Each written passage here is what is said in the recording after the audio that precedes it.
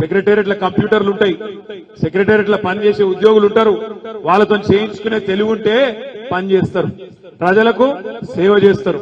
నేను తవ్వకపోయేందుకు వచ్చిన, దుబ్బుకు తినేందుకు వచ్చిన, ఇవాళ నేను అనుకోకుండా ఇక్కడ వచ్చి పడ్డా, కాంతే గారెల బుట్టలు వచ్చి పడ్డా అన్నట్టు నువ్వు డైలాగులు కొడితే 100 రోజులు ఓపికగా చూస్తాం. నువ్వే అన్నావు, మేమనలే. డిసెంబర్ 9 నాడు 2 లక్షల రుణమాఫీ అని నరికింది నువ్వే, మేమనలే. అదే విధంగా ఏం చెప్పినావు నువ్వు? అమ్మా, ఆడబిడ్డలందరికీ నేను విజ్ఞప్తి చేస్తున్నా, డిసెంబర్ బిల్లు కట్టకుండ్రి, జనవరి బిల్లు కట్టకుండ్రి, సోనియా గాంధీ కడుతుందని నువ్వే చెప్పినావు, మేం చెప్పలే. అందరు చూస్తున్నారు ఇవాళ ఆడబిడ్డలు, 1,57,00,000 మంది ఆడబిడ్డలు ఎదురు చూస్తున్నారు.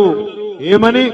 18 ఏళ్లు నిండిన ఆడబిడ్డలు రాష్ట్రంలో మొన్న ఓట్లేసిన వాళ్ళు 1,57,00,000 మంది అందరూ కళ్ళల్లో ఒత్తులేసుకొని చూస్తున్నారు. ఎప్పుడు స్టార్ట్ అవుతుంది నెలకు 2,500 ఇచ్చే కార్యక్రమం మహాలక్ష్మి అని ఎదురు చూస్తా ఉన్నారు.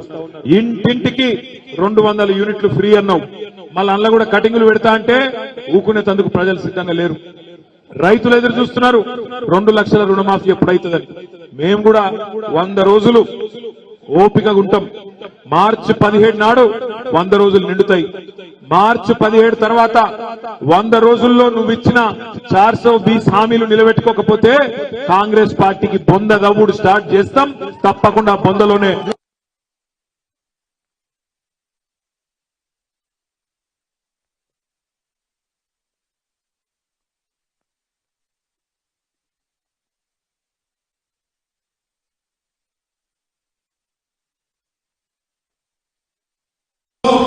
కేంద్ర ప్రభుత్వం బడ్జెట్ పెడితే బీజేపీ ప్రభుత్వం తెలంగాణకు గుండు 0 ఇచ్చింది.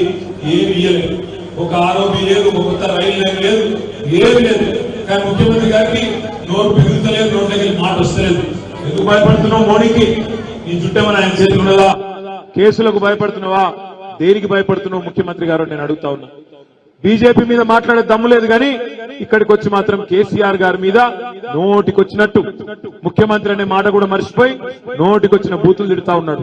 మీరు చూస్తా ఉన్నారు. కేసీఆర్ గారి వయసు అంటే గౌరవం లేదు, తెలంగాణ తెచ్చిన నాయకుడానికి గౌరవం లేదు. 10 ఏళ్లు ముఖ్యమంత్రి, ప్రజల చేత ఎన్నుకోబడ్డ ముఖ్యమంత్రి అనే విలువ కూడా లేకుండా నోటికొచ్చినట్టు మాట్లాడుతూ ఉన్నాడు. మాట్లాడడం మాకు కూడా వస్తుంది, బూతులు మాకు కూడా వస్తాయి, తిట్టుడు మాకు కూడా వస్తుంది. అదేం పెద్ద ముచ్చట కాదు. కానీ ఇవాళ నువ్వు ముఖ్యమంత్రివి, ప్రజలకిచ్చిన మాట నిలబెట్టుకో, ప్రజలకిచ్చిన హామీలు నిలబెట్టుకో. ఈ తిట్ల పురాణం బంద్ చేయి. నువ్వు బంద్ చేయకపోతే 100 రోజుల తర్వాత మేం తిట్టే తిట్లు మళ్ళా నువ్వు తట్టుకొని కూడా తట్టుకోలేవనే మాట కూడా నేను వారికి విజ్ఞప్తి చేస్తా ఉన్నా.